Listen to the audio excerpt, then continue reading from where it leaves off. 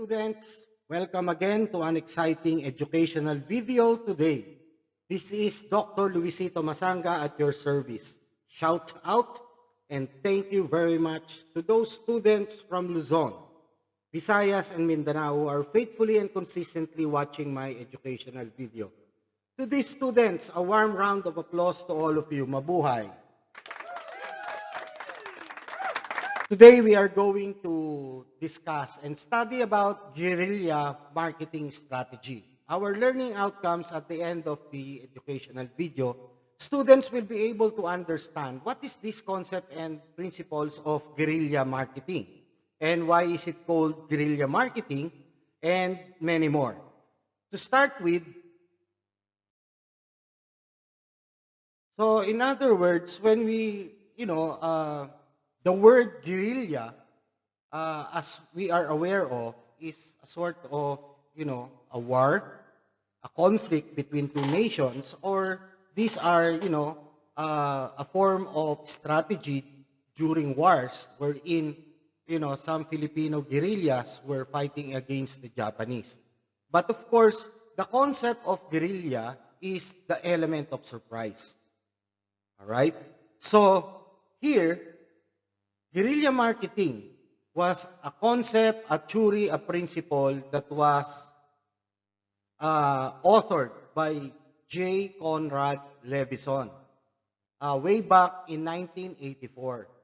He wrote a book entitled Guerrilla Marketing, Secret for Making Big Profits from Your Small Business.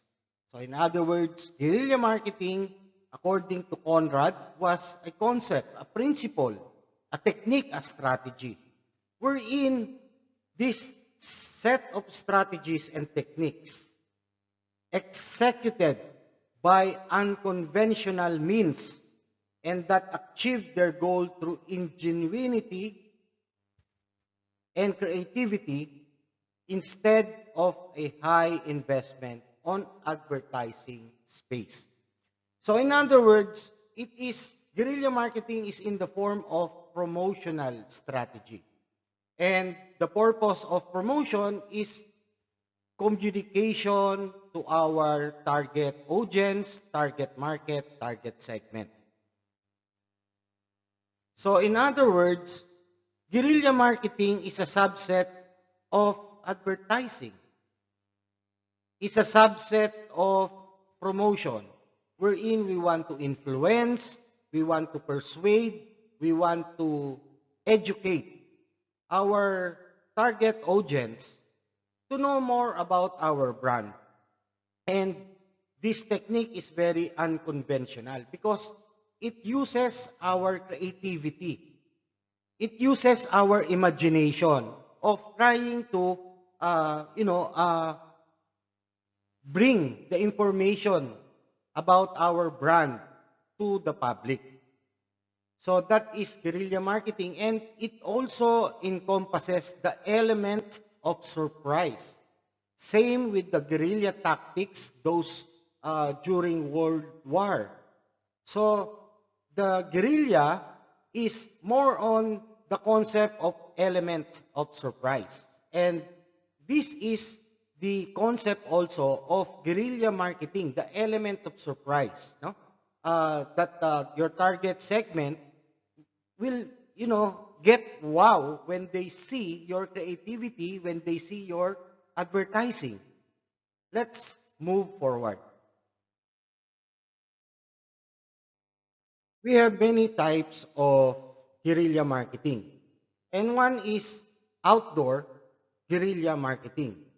So it's a form of adding something to pre-existing, urban environment, like putting something removable into a statue or putting temporary artwork on sidewalks and streets. Here, you can see two examples of outdoor guerrilla marketing.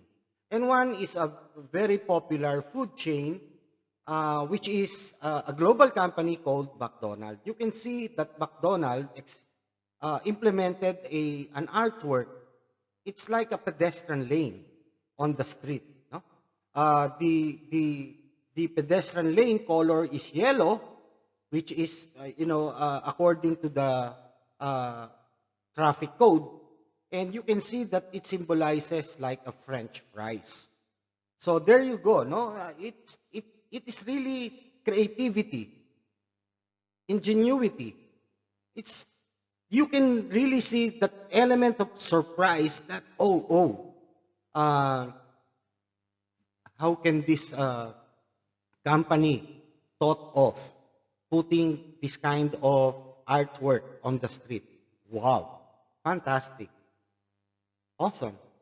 So this is where the concept of the element of surprise, and there is brand awareness, and probably the investment of your advertising is minimal, not unlike if you are going to use, out this LED outdoor signage or out of home advertising. All right? And on the right side of the photo, it's a different color of a pedestrian lane. Maybe it symbolizes that this area is a pedestrian lane. But, just to catch the attention of the commuters or the public, they painted the pedestrian lane of different color rainbows. So that is the element of surprise, the brand awareness, and the form of innovation. That is outdoor guerrilla marketing. If we have outdoor, we also have indoor guerrilla marketing. Similar to this outdoor marketing, it also takes place in indoor locations like train stations, shops, malls, university campus buildings. Here, you can see, no, there is a bench, and then there is KitKat. No, that is, an artwork on the bench that, it's the brand of KitKat, and underneath the bench is that color of the branding of KitKat. Here on the right side, it's a train. No? Inside the train, you can see some footprints. Meaning to say, you can also, maybe this is only for on the right side, you move forward, and probably on the left side. So it's also that you see malls. In the malls wherein we have COVID-19, when we were under general community quarantine, some of the malls painted or created an artwork of footsteps or footprints on the escalators. Here, it's going to the right. Here, it's going to the left. Entry, exit. So that is a form of guerrilla marketing, which is indoor.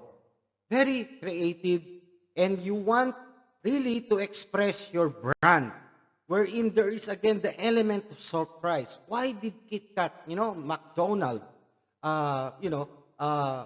conceptualize those beautiful outdoor and indoor advertising? The third type of guerrilla marketing is called event ambush guerrilla marketing. Let us try to explain this. Ambush marketing tactics mostly take place in some big events like, a football game, a cricket, Olympic, a basketball, etc., where advertisers don't pay any kind of sponsorship to the event organizers, but they try to grab people's attention on the same event by promoting their products against their competition. Like for example, Adidas, ambush marketing strategies, creative marketing ideas, no? Adidas versus Nike. In 2010, ambush marketing took place in the FIFA World Cup between Adidas and Nike.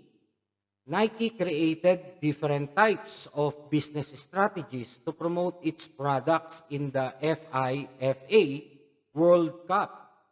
Adidas was the official sponsor of the FIFA World Cup. Therefore, Nike was running TV commercials and advertising its product through football stars like Ronaldo, Rooney. Lastly, Nike successfully created a lot of buzz for its products around the globe in 2010. Like this, there are a lot of examples of ambush marketing strategies in day-to-day life. No? So, event ambush guerrilla marketing is like, for example, Coca-Cola and Pepsi. Coca-Cola officially is sponsored, and at the same time, Pepsi is going to do an event ambush guerrilla marketing, but officially Coca-Cola is, the organizer of that event.